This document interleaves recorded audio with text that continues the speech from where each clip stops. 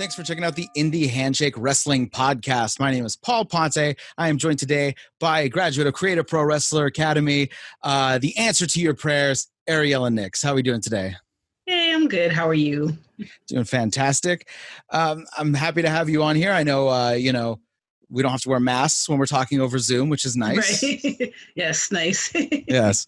Unless, you're talking to a luchador, in which case they're going to have a mask on regardless. Of course. Yep. Yeah. So I want to get started off with a little bit of your background and how you got into wrestling. Well, I grew up as a fan. I was watching it with my dad at like 4 or 5 years old. So I've always been a fan. Then maybe like 7, 8 years ago, just started going to like indie shows in my neighborhood. And that's when I started getting the itch like, hey, I kind of want to do this and try it and see where it goes. And I have no idea where it's going to take me, but if anything, it'll get me a little bit better shape. And then I just ran with it. So. And what was your first impression of an indie show after seeing, WWE at the time? I love that it was more intimate. Smaller crowd, everybody can like see, if when you go to WWE, they usually have like large venues. So if you're up in the nosebleeds, it's hard to see. So I loved that you could be close no matter what. A lot of the indie wrestlers, they come out and greet fans, they want to sell merch. So it was cool to get to meet a lot of people at the same time too. So I really like that aspect of it. It is always different when you see people that are not, larger than life as they are on television, right? Yeah. And how did you find out about Creative Pro and how did you get involved with them? Well, I had taken my hiatus around 2016 going into 2017. When I came back, I was training in Jersey for a little bit and I wanted something closer and what's the word? Sorry, I'm like blanking right now. Just somewhere I wanted I hate to say it this way, but a better place to train. Mm-hmm. And I've known about Creative Pro for a while. I have some friends that train there. I went to a seminar there once a long time ago. Everybody knows who Pat Buck and Brian Myers are. So went and checked it out and it was just a great environment. So sold from there. Did you go in? I'm always curious about this. Did you go in knowing what kind of style you wanted to do? And did that change as you started training when you started learning about, what wrestling actually is in the ring? I had no idea. I just went in kind of blind. I figured I wouldn't be a high flyer. I can't be doing all those kind of flips and stuff. I wish I could. So I knew that wasn't going to be my style, but I really had no idea. Right now is a good time to be a women's wrestler because the wrestling boom for women's wrestling recently happened. They finally started taking it seriously on WWE television. And because of that, it's trickled down to the indies. Indies has always been stronger than WWE on women's wrestling, but now it's even more prevalent. But I've noticed that you have done some intergender matches as well, intergender tag and stuff like that. How do you feel about the way that's gone? And, intergender tags or intergender matches, some say it's not for everyone. What's your opinion on the whole thing? I personally like them. I train with mostly men anyway, so I love, getting to work with everybody. There's so many talented people, and I don't want to be hindered like, oh, I can't wrestle that person because he's a guy, and I get why certain people don't like it, and, if it's not for you, that's totally fine, but, I hate, everybody's been arguing lately, it's domestic violence, it's this, it's that. I don't see it that way at all, There's different types of wrestling. So, if that one's not for you, then just watch what you like. Yeah. I mean, I had Ruby Ray's on here and, I dare anyone to tell Ruby Ray's to her face that she's not tough enough to take on a dude. That's right. I think that's what it is. Men are just like insecure. They don't want to see a woman be a woman. Yeah. But other people bring up the, similar points of, hey, we saw Rey Mysterio versus the Big Show. Yeah. If we're going to treat wrestling as if it's all real, then congrats. Either, Ming/Haku can just beat everyone. He should be world champion even now. And he's in his 50s. So, right. Ken Shamrock should be the biggest star in the history of WWE, but that's not the way it works. Cause it's not, it's still a show. It's show business, regardless of how physical it is, it's still, a lot of show business stuff. Mm-hmm. But I also know that you did some WWE extra work, some of the tryout stuff there. So I'm curious as to how that comes about. Let's start at the beginning of that as far as, the weird minutia of it. Like, how do you find out about it? How do you get reached out? Who tells you about it? That kind of thing. Well, for me, Pat and now Pat is still a WWE producer. Brian Myers, formerly Kurt Hawkins, he was on the roster, so he's the one that got me and a bunch of others to do it. So for me, it was just kind of like, hey, email, I got you extra work for this day. Just email this person, get in touch with them. You have to fill out like a physical, get like your blood work done. So you have to do all that before you get there. Then when you get there, it's like, you see the doctor, just make sure that you're physically okay, just in case if they do need you to do something physical, like a wrestle or break up a brawl, something like that. So for me, it was really simple just because of who my trainer was. For anybody that doesn't have that access, I know they have a website, I can't think of it offhand, where you could fill out like a profile. And if they are in your area and they need extra people, they will reach out. Okay. And how did you find the experience? Did you, it is kind of weird, you step into the palace, quote unquote, and you just get like a taste. So how was that? Oh, it was surreal. The very first time I did it was Evolution, and which fell on my birthday. So it was like the best birthday gift ever. Just to, like, I didn't do anything on the show, but just getting, to be behind the scenes. I grew up in wrestling, grew up watching WWE. So just getting to be a part of it and seeing what it's like from the backstage side was just surreal. And I heard you mention on another podcast, I did some research. You mentioned that, you were happy, like everyone there was very friendly. Everyone there said hello. Were you surprised by that aspect? Did you think, oh, everyone's going to be busy and not really wanting to? Yeah, like I was, you're just walking by, everybody's like, hey, and I'm like, say hi to me. Like, not that I expected people to be rude or anything, but like you said, you're busy, especially like on a pay-per-view day or something like that, you're just trying to get what you got to get done. You're all over the place, but everybody was pretty friendly. And, I've had conversations with people that stay in catering and stuff like that. So, if you have the chance, you can try to talk to some people if they're not too busy, and most are pretty open. So everyone who goes there raves about the catering. Yes. So is it all it's cracked up to be? Definitely. They have a bunch of everything, even if you have like a specific diet, you'll find something that you like, and it's just food all day long. You get there and you're just eating all day. See, that's all. I always say like wrestling is kind of like this weird second childhood you get, like you're on the road with people, you have like, you're all crammed in a hotel room. Sometimes you get like sleepovers basically. And then like stuff like this where you're just like, ooh, there's a bunch of stuff. I get some goodies. Right. Yeah. The catering is A+. Speaking of a little bit of the road trip stuff, have you had a chance to do that? Cram into a car with a bunch of other workers and do that kind of stuff? Oh yeah. I've been fortunate enough to be able to travel some places. When I was with House of Glory, we had a couple of shows up in Toronto. So we had like a big bus that took us up there. And I've, been booked with different friends and other talent, and we'll, meet up however and ride down to whatever place. So the car rides are always a good time. Any interesting road stories or incidents along the way? Nothing crazy that I can think of right away. Yeah, we've been fortunate. I've heard some people get into like accidents and stuff like that. Thank God I've never experienced that. But yeah, I can't think of anything crazy like right offhand. And when you're going to different promotions, how did you find the whole locker room aspect? There's the whole, everyone talks about the locker room etiquette, the way you talk to certain people, veterans, especially that kind of thing. So how'd you find, going from a place you're used to where you kind of know a lot of the people there to going to a new federation where there's a bunch of people you're just meeting? It's a little awkward, like I'm not, I'm very quiet and kind of to myself and shy when I don't know people. So, I make sure to try to go say hi to everybody, you don't want to be rude. But, then it's just kind of like, oh, I don't really know anybody. What am I going to do? And, but luckily it works out, everybody's there to do the same thing. And, just start making conversation with people. And, for the most part, everybody's pretty cool. I haven't really had any issues in the locker room, fortunately. You hear stories all the time. I've been very lucky and grateful for that. So like I said, it can be a little awkward, especially if you don't know anybody. But, they're all there to do the same thing. So. And have you had any feedback from like any veterans or anything like after matches? Any good advice that they've given you? Yeah, I was gonna say, I've been lucky to have been booked with some people. Some, a lot of times they don't get to watch all the matches. They're getting ready for their own stuff. So, I try to ask if people are around, but half the time you don't get to see other people's matches. So it can be hard to get like advice from people sometimes.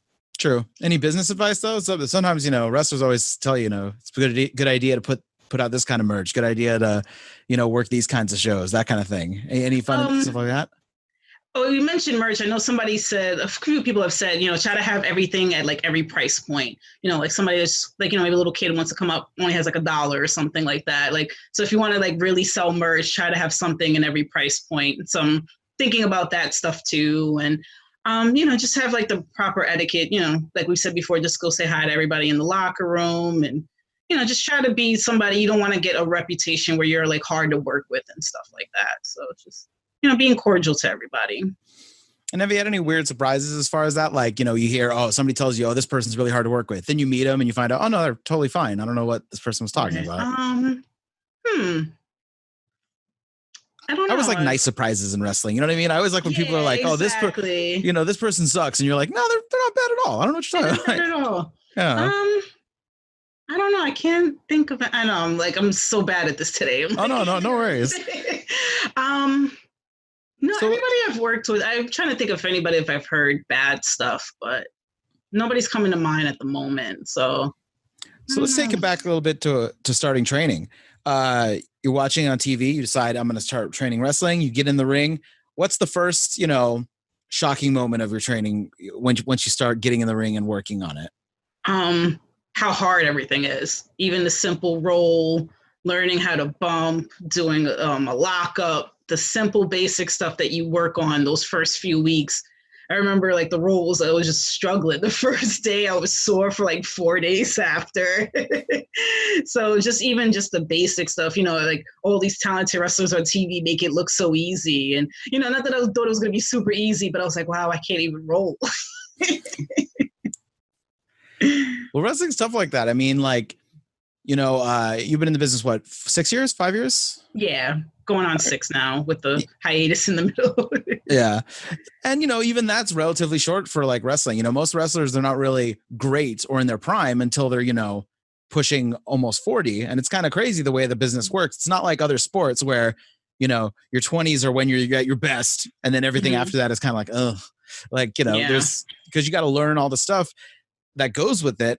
And how did you take when they started teaching you, now that you're taking bumps, you're learning moves, you're like, okay, I got this. And now they're like, hey, by the way, there's a thing called ring psychology that you actually got to, so what was your impression of that once that started getting in your brain there? I've always loved psychology. Like I love when a match really has good psychology, not just things thrown together. So that's like my favorite part. And that's something I always try to incorporate in my matches. Like I want to tell a story. I want things to make sense. And so that part I love. And how was the learning curve on it though? Like, did you take to it immediately, or did you just struggle a bit? Like, how was the learning process? I took to that pretty well. Like psychology, I feel is one of my stronger suits. Okay. So you were like, the role was tough, but once they told you why you should do the role, you're like, I got it now. Okay. Yeah, exactly. I get why, just doing it is the hard part. I get why to do it. Yeah, there you go. And what besides wrestling, what do you like to do creatively? What do you enjoy as far as, to get your brain working, especially during these times, when we're stuck at home a lot? Right. Well, I work in TV, my shoot job, so very into like the TV producing. So that takes up a lot of my time watching different shows, catching up what's going on and, working to get my job better. And, like I've used to read a lot. I haven't been reading as much, but now that we have more time, I'm like, all right, I got to get back into reading and stuff like that. Just come up with different ideas and stuff like that. So I've bought more books during quarantine. Right. Can't say I've read more. Yeah, see, I bought like 2 and I still haven't read them, so I'm in the same boat. I'm like, Yeah. I'm like, oh, this looks good. It's on sale on Amazon. Perfect. Get it in the mail. All right, cool. Put it right on the shelf and just there it is. Yeah. Have you checked out any wrestling books? Yeah, not recently, but I know I read like Jericho's first book. I had Mick Foley's book. I'm trying to think what else. There's somebody else. I know my mind is fried today. I'm sorry, but I have read a few in the past. Nothing of recent though. Yeah, I've checked out both of those. I checked out China's book, actually. It was like weird enough. It was like the dollar store or something. And I was like, okay, I'll read it. I mean, it's $1. Gotcha. Yeah, it was actually pretty good. It's kind of sad. There's some sad stuff in there, but. Gotcha. Yeah, her story is pretty crazy, so I can imagine. Yeah, there's talk about, getting to the heights of wrestling when, what are they doing? Bra and panty matches. And she's like actually a wrestler. And exactly. It's crazy. I'm so glad that we're just away from that nonsense now, because it was just. Me too. It's tough to go back and because I have the WWE Network, and it's tough to go back and watch some of that stuff. It's just so over the top. Yeah. And Jerry Lawler screaming the whole time. And it's just what is happening? It was definitely a different time. That's why when I grew up, I never saw myself as a wrestler because I was like, no, I don't want to do that. I was like, I love the sport, but I'm like, bra, panties, I don't want to be on TV and half naked. No. Yeah. And then once I saw wrestling was actually legit for women, I'm like, now I kind of want to get into, Yeah, I'm sure none of those women was ever watching the TV and was just like, man, I really want to kiss Vince McMahon's ass on live television. Yeah, exactly. I would love to do that. That's nobody's goal. Yeah.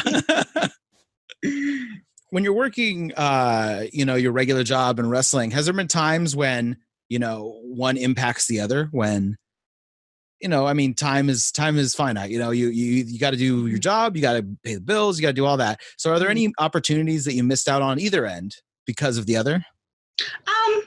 There was one time I had to turn down extra work because I couldn't get off work for it. But it was fine. It was, I had done it enough times. It was right before the new year, so I couldn't get off for it. But luckily for the most, my job is pretty cool. If I need to take off for a show, as long as my manager's there, because she's the one that covers me when I'm out. So, okay. For the most part, it's been pretty good. It's just sometimes working late, I don't get to training as much as I should. By the time I get home, class is already half over, trying to get from the Bronx to Long Island. So that part, so it does hinder it a little bit in that sense. But so what's the indie scene like in New York? I've never been to an indie show there. I'm from California. So what's the indie scene like over there? How many, is there a lot of promotions? I'm assuming there are, but. Yeah, a lot of them run more in Jersey than New York, just because the state commission is very strict in New York City. So a lot of people will run in Jersey just because it's a lot easier to, but it's pretty strong. There's a lot of promotions. There's a lot of talent. There's shows every weekend, multiple, you have your choice of what you want to do for the most part. So I would say there's a lot, I said a lot of them will run in Northern Jersey more just because it's easier. Okay. But it's close enough to get to from New York City. Yeah, I know one of the other people I interviewed, Luke Hawks, he's in Louisiana, he's in New Orleans.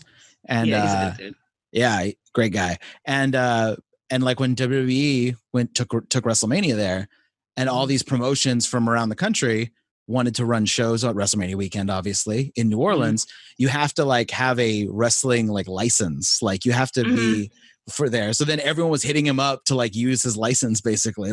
Yeah. And they were pretty strict. I know that's one of the few states where wrestlers need a license and you have to get blood. I remember getting blood work just in case. I was like, hopefully I could get booked down there, but it wasn't even a lot going on compared to other states just because they're a lot more strict. Yeah, they have to have their blood work every time they show up at a match in case the commissioner person's there. They got to show it to them and everything. It's pretty intense. And I've heard New York is like that. That's why a lot of times they talked about WCW, oh, how come you guys never tried to run Madison Square Garden? And they're like, how much of a pain in the ass it is to run at Madison Square Garden? Yeah, I can only imagine. But yeah, it's very strict. There's always a doctor on site. I think you need to have an ambulance there. I forget the logistics, and you can't run past 11 o'clock, I think. And there's a lot. It's really a mess. For talent, it's not too bad. You just see the doctor before the show. They check your blood pressure and just make sure you're okay type of thing. But I know on the back end, trying to run the show is a nightmare. I remember one time I went to a indie show here. It was in an abandoned storage container in a field. Wow. And I was just now I'm just thinking about that in my head while you're talking about oh, you got to make sure you have an ambulance there. All these guys barely had power. It was just it was so ridiculously crazy. Right. And then somebody accidentally hit the light switch, the one light switch, and they had power save lights. So it took 20 minutes to power them back up. Oh no. So have you had any sketchy indie shows you've worked? Yeah, there's been a few, kind of just like you said, just kind of in a rundown place, and barely any locker room to change, barely a bathroom, like you said, the lights on and off, just, very hole in the wall type. I've been to a couple of those. And, I'm sure those make for, great stories though. When you're like, when you're in there with other wrestlers, you're kind of in it together. You're like, this is funny. This is ridiculous. Like, we've done this before. We could do it again. Yeah. Who's your favorite road buddy? I don't know. I ride with this dude Hokai a lot. Like, he does a lot of the GIFs. You might have seen him on Twitter. Like, he's pretty well known just for like GIFing wrestling. Me and him ride together a lot because we live in the same borough. So, and he always needs a ride. So he's like hitting me up. He's one of my like coolest friends in wrestling. So I enjoy riding with him a lot. Very nice. I always feel like, you need some regulars that you're like, okay, I know this person's not going to do any crazy nonsense while we're, this guy's not going to start flossing his teeth in the middle of the ride or something like that. Oh my God, that's so weird. Some nonsense, Nope. Tell me about entrance music choice. Tell me why, what is your entrance music and why'd you pick it? The song is called High Heels by this group Downstate. And it's just like about a tough, badass woman. And I love the beat. Like, it just, you could just be sassy and chill. And so I feel like that's suitable to my character. It just gets me hyped walking to the ring. So I just feel like it suited me perfectly in my character. Okay. And is that, did that character come easily to you? You mentioned a little bit that you're kind of shy when it comes to meeting new people. Mm-hmm. So, but when you come to the ring, you're the answer to their prayers. You flip your hair, you're walking in. I've watched your matches. So, how is it, amping yourself up to be a character in the ring? Sometimes it can be rough. You just got to really get in the zone. I won't lie. I'm always nervous going out before a match, and, just want everything to go well and go safe. So, I just got to think, like, I'm Ariela. I'm the boss, So, in putting like my character together, I was like, got to be the big heel, the bitchy heel. And it's funny, like I've, told people before that I came up with this character is because like people see me that way if they don't know me. Like, I've heard so many times like, oh, I thought you were a bitch, but like, oh, you're not cool. It's like, and I think that's because I'm like shy and awkward when I don't know people. So they read that the wrong way. So I like kind of built my character off that. I'm like, just be you got it in you, girl. And what is you mentioned that your dad liked wrestling, and so how does the family feel about you actually being a wrestler? My dad loves it. Mom is kind of, just being a mom, just worried and stuff. Like, she knows it makes me happy, and like she's come out a few times, but she just worried. And my dad gets a little worried too, but he's just like, hey, that's my daughter. Like, everything. Like, he comments all my Facebook posts and stuff. So he's more excited about it than she is. So your dad, you mentioned your dad watching wrestling with you, and then now he's going out to shows. That's pretty dope. I think that's pretty cool. But what about like, you mentioned work being pretty cool with you doing it as well, but do you get any stick from workers? Like, oh, here comes a pro wrestler coming in here. Like, what do they think about it? Have your coworkers ever come out to see you wrestle? They haven't come out. A lot of it is just like, like shows are not local enough for them to really come. They're pretty supportive. Like, they'll every now and then like, oh, she's a wrestler or whatever. They'll joke around, I'll beat somebody up or something like that. But they're pretty cool about it. And, some of them have like my wrestling Facebook added as a friend and stuff like that. So, they're pretty cool about it. Working for Creative Pro, you've had some matches with like Chris Statlander, who's now on AEW. Great for her. I think she's fantastic talent. Yes, she is. Mm-hmm. So when you're working at Creative Pro and you see people, that were there make it on television and stuff, do you feel like there's more pressure or less pressure that way? Like, do you think, oh, like people might actually take notice of what I'm doing? And is that, you know what I mean? Does that give you more pressure or less pressure? Definitely more. It's inspiring at the same time. It's like, okay, there are goals that you really can achieve, but at the same time, it is a lot of pressure, especially that there's not a lot of women in Creative Pro. So now that Chris is gone, it's kind of like, oh, you're the top girl now. And now I feel like, all right, that it's going to be like, oh, Chris is so great. Ariela's like, like I don't, so, I got to like, try to get on her level and stuff like that. So, it's hard, but, very happy for her. Like, she deserves the world. And so, it is a lot of pressure though. So like now I got to live up to the hype. And with some of the more veteran guys, I know we already kind of talked a little bit about advice from them, but what about your actual trainers? What do they say as far as like what kind of advice do they give you regularly that you're like, okay, this is something that I hope that I cling on to, something that I repeat to myself to go, okay, this is like motivational maybe, or something, just anything that sticks out in your mind. I mean, they always they always help me out in training, oh, think of it this way. So that way, you could do this correctly. And because I know a lot of times, for me, I'm always in my head overthinking. It's just kind of live in the moment, just enjoy it. You love wrestling. So just enjoy it. You don't have to overthink certain things. And, that's just something I try to keep in my head, because it's I overthink everything. So, just keep that live in the moment. There you go. Yeah. I think when you're pretty much anything, if you think too much, you're going to stumble. It's one of those things, you got to get your mind kind of cleared, which is a little tough when, you have to remember, the finish to a match or something like that. The stuff and then not overthink it at the same time. And my brain is just over analytical and stuff. So it's hard. Are you more of a, prepare a lot of stuff beforehand, a lot of spots beforehand, or are you more call it in the ring? I usually am more prepared. To have an idea, we don't call everything. I mean, it depends on the person and what the storyline is. And, if you worked them before and stuff like that. And, I'm still new to the business.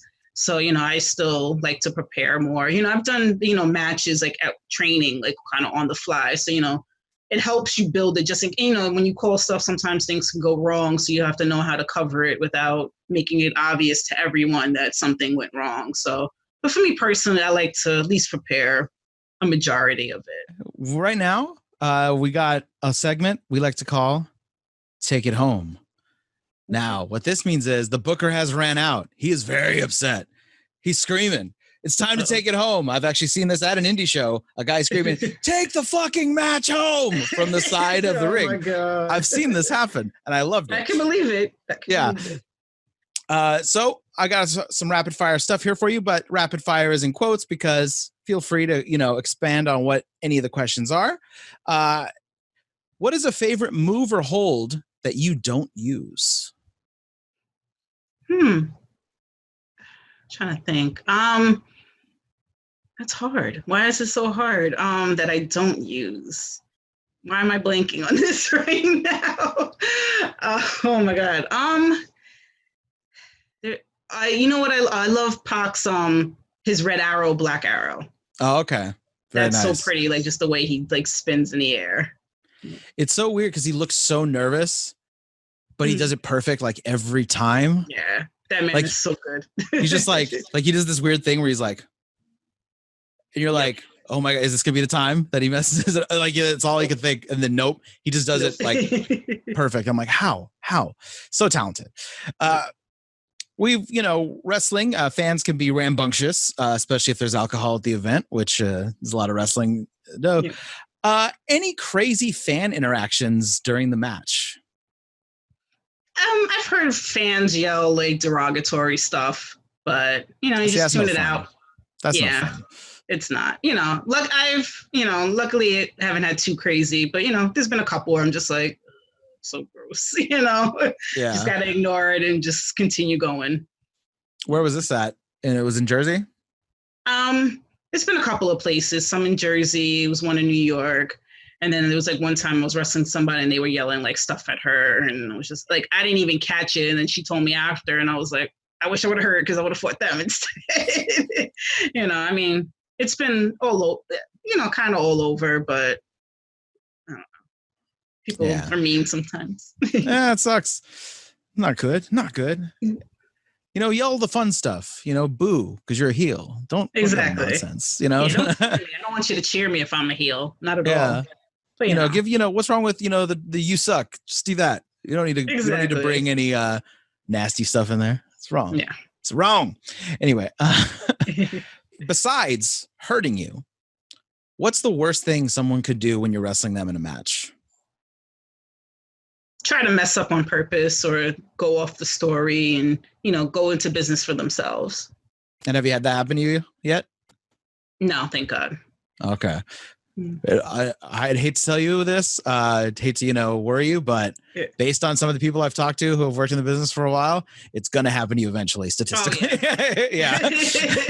Oh, I know. I'm, you're ready, but you're not ready at the same time. I know it'll happen at some point, but I've worked with some professional people. Yeah. See, that's good. That's good. I always like when you actually hear good stories out of wrestling, because we've all heard some bad ones. Unfortunately. Yeah. When's the last time you were legitimately surprised by a worker in the ring? I don't know. I would say I'm always surprised. I don't know. I don't know. Like, it's nice to see people that, like, maybe either I started with or I saw, like, you know, when they first started out and seeing how much they've grown. Yeah, I would say fairly, like, some of the people that I train, like some of the newer people that I train with, seeing how they've grown in the past few months.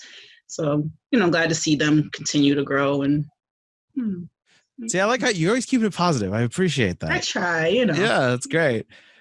You're not like, oh, this one person, they got terrible. No, you're like, no, this person was great. I'm nobody to say anybody's terrible, you know, and like, I just want to be positive. Like, there's no reason to like be negative on everybody. Like, what's the point?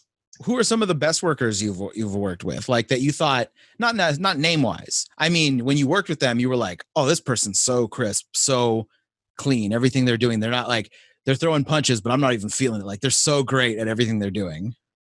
Well, we mentioned Chris earlier, Chris Statlander. She's definitely one of the best right now. I love working with Faye Jackson. We've worked together a few times.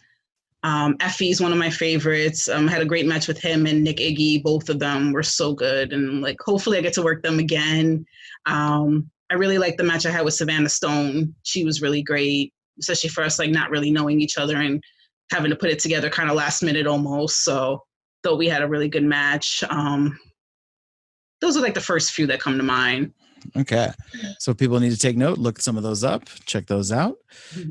Let's see. Has a booker tried to stiff you on money? Yeah, I think, like, or one or two times, like when I first started out, either didn't get anything or less than what I was supposed to get. But luckily, I'm working good places that haven't done that to me for the most part. Like I said, a couple times in the beginning. The ones that have, I'm not really interested in who did it, because why give them any kind of exposure? But what were the excuses? Or did they just ignore you? Like I've heard especially a lot of times you just magically, they just kind of disappear no matter what. Whenever you look for them, they're just gone. Yeah, that's pretty much it. It's just kind of like, oh, where they go, or, oh, I'll PayPal you or something like that. Like there's been a couple of times where I had to wait and get like PayPal later on or something like that. See, yeah, you're like the third or fourth person that's done the PayPal thing. So they say like, oh, can I just like PayPal you? Then you're like, yeah. I had one place that wrote us checks or whatever, so that was fun. Yeah, and told us to wait a few days to cash them. But you know, I like them a lot, so I'm not trying to shit on them. But, yeah. You know, that was like the first time working with this specific place, and I was just like, oh, this is random. But every other time it's been cash, and it has been no issue. So yeah, you know, cash is king. Oh man. What are some mistakes you made in wrestling, but you learned from them and you felt like it was like a tipping point that you were like, I made this mistake, but I'm over it. The hurdle's, you know, and I'm moving forward. I feel that a lot when I like watch back on matches, or like if I feel like something's gone wrong in the moment, like I could just feel it, and you know, just try to learn from that. Like, okay, something went wrong, how to learn how to cover it and things like that. And sadly too, like another thing you learn, you know, you can't really trust everybody. You hear that a lot, unfortunately, in the business. So, you know, you be cordial to everybody, but just, you know, always have a little bit of guard. Like some people are not your friend and they will try to bury you behind your back, and it sucks. You know, I met some great people, but you know, you do meet the ones that are just not really your friend and will bury you if they have the chance, especially if it helps them.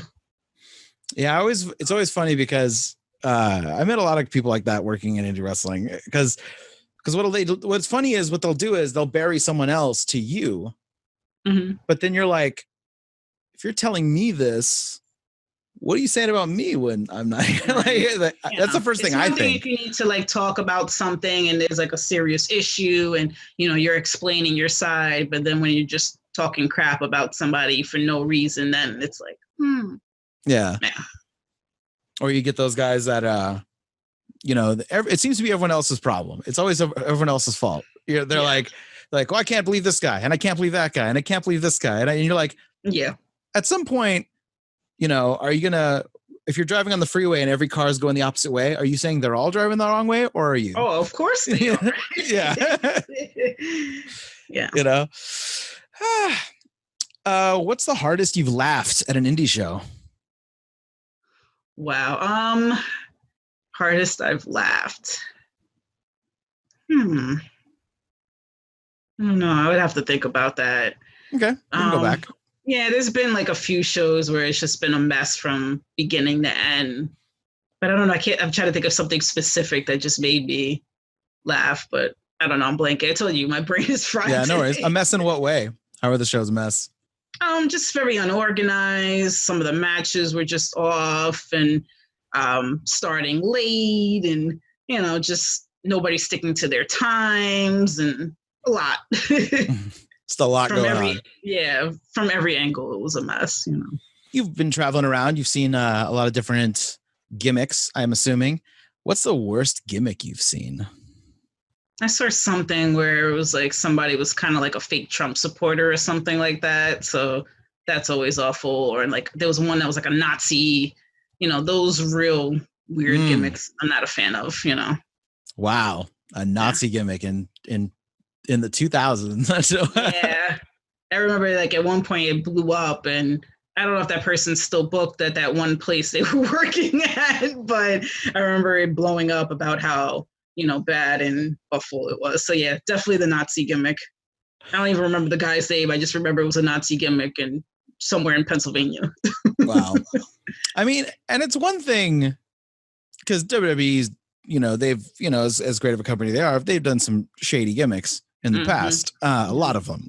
But it's one thing to, do it on WWE television where you're like, oh, hey, I'm getting paid. Blah, blah.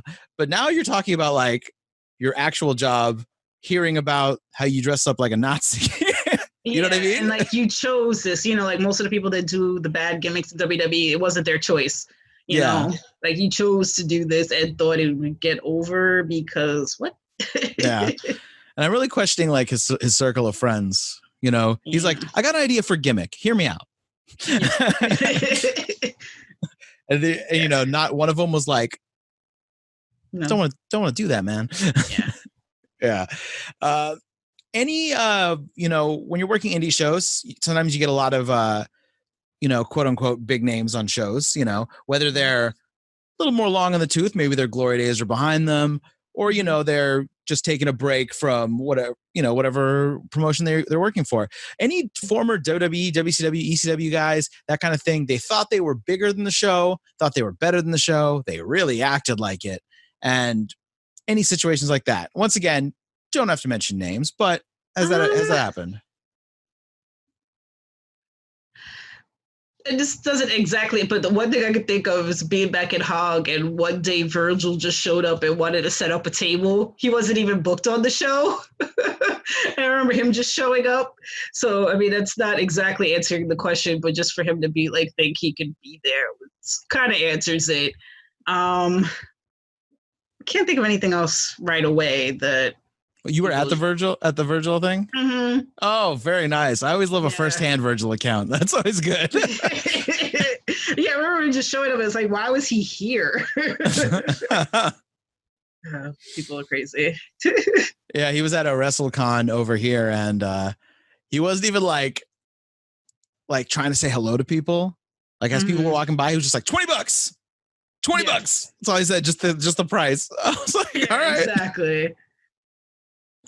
He also, another guy who does some of the episodes on this show, he would tape for like public access TV back in the day, wrestling events. And at a promotion called Big Time Wrestling, Virgil Vincent was booked at the show. And he walks up to this kid who's 16 at the time. Okay. And he walks up to him and he goes, hey, he's like, you're not taping my match, are you? And he's like, what? And he goes, yeah, and he goes, Vince McMahon's gonna sue you. Vince McMahon's gonna sue you if you tape this match. And he's like, what? And so I was like, did you tape the match? And he's all, no. He was like, I was afraid. I don't blame him, right? He's 16, you don't know, like. I just love it. Love Virgil. It's always so much fun. Right. Any pranks or embarrassing stories from your time in the business? I'm not big on pranks, so I try to avoid those. Yeah, I can't think of anything. Okay. No fortunately. Problem. Yeah, I'm not big on pranks personally, so. Have you seen other people do them? A couple, people just messing around, or like they might hide like something out of their bag or something, like nothing too bad. Okay, that's good. But, people that know each other, so it's, not the end of the world type of thing. There you go. All right. So I call this the touchy-feely question. This is your pure joy in wrestling. The thing that gives you goosebumps, the thing that when it happens, whether it be before, during, or after the match, that you're just like, this is why I love the business. This is why I fucking love wrestling. Like, this is it. Just being in front of the crowd and just like hearing them cheer, boo, just being into the match, just how passionate they are about wrestling. It's always a good feeling. Like, I love it. I come back, even if I feel like I did horrible, it's just like, all right, at least the crowd was into it. They cheered, they booed, whatever we wanted them to do, they followed along. So just the crowd, being in front of them. Kind of jumping off of that, we talked about the character, we talked about training, but what about crowd work? How did that come to you? Was that difficult at first, or how did you find your experience? It was a little nerve-wracking, but when I started out as a manager. So, at least I got to feel out the crowd without having to wrestle yet. So, you just learn, how to get them to react and stuff like that. It took a little while. And, again, just especially like my very first couple of shows, always nervous. And, you think you're being loud, but you're not really being loud. So just learning how to build your character and getting the attention that you need when you need it. And, if you're a manager, getting the attention on your person or whatever it may be. So, it took a little time, but, being a manager helped out a lot with that. So how was the management experience? Was that always meant to be like a stepping stone? Like you're going to be manager first, then you're going to be a wrestler, or how was that experience for you? I loved it. And I still love to manage. Like if I was offered a manager booking, I would take it in a heartbeat. The goal was always to be a wrestler, and like managing just kind of was something like I've always been interested in, but I kind of fell into it just because I wasn't ready to wrestle yet, but it was a chance to be on shows. So it was always great for me. I love it. Still would love to do it. Even though I am a wrestler now, like I would definitely, like I said, take a booking in a heartbeat. I always like to kind of go to this question. Wrestling can be physical. Any stiff moments you remember? Any, anything like that? Just has anyone gotten a little snug in the ring?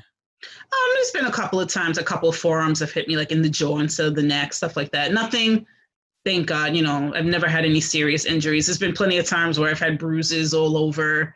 I'm like, I don't even know what I did. Like one time I had like a bruise like this, and I was like, I don't even think I bumped in the match. Like, so bruises, sore, like I said, just a couple, here instead of here, thank God, nothing serious, and, nothing that I was just like, oh my God, I'm hurt type of thing.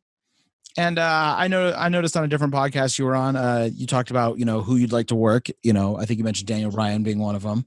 That's my dream of one, yes. Yeah. But who on the indie scene would you like to work? If you were like, if someone was putting together a booking right now, they're like, who do you want to work? Carte blanche, anyone in the indie scene.